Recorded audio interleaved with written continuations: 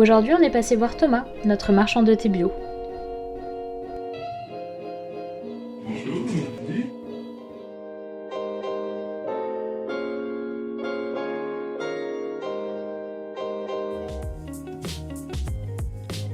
L'idée au début quand j'ai créé ma boutique, c'était de mettre à l'honneur la préparation et la dégustation.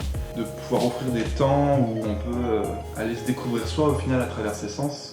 Du coup, ça nécessite de se concentrer un peu plus sur ce qu'on ressent au niveau du nez, au niveau de la bouche, en termes de texture aussi. D'aller à la rencontre de ça, de sa rencontre avec le thé, de sa rencontre avec soi-même, au final de ce qu'on arrive à capter, de ce qui est en lien avec son passé. Parfois il y a des gens qui sortent des choses, c'est vraiment la Madeleine de Proust, quoi. Des souvenirs qui sont en lien avec des arômes particuliers, des saveurs, et c'est ça aussi qui est chouette, c'est partie de l'expérience.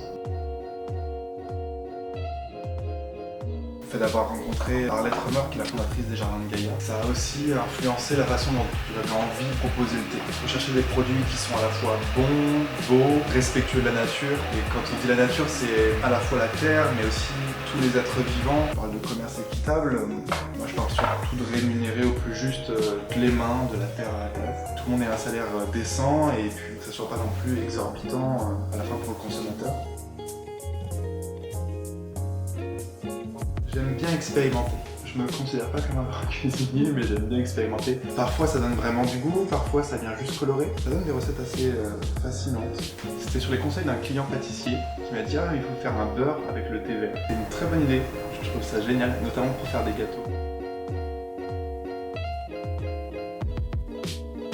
Moi, ce que j'aime bien avec le thé, c'est qu'il y a une notion de plaisir, il y a quelque chose de raffiné. C'est l'ordre de la poésie. D'ailleurs, c'est pour ça que j'ai appelé mon magasin Diwan. En fait, en iranien, signifie recueil de poésie. C'est aussi breton. En fait, j'aimais bien parce qu'il y a une polysémie de plein de langues différentes. En arabe, c'est le salon, c'est la cour. Et en breton, on a le germe, la petite pousse, aussi en lien avec le végétal. Polysémie autour d'un mot qui se prononce aussi bien ici en Bretagne que d'autres nations, c'était chouette.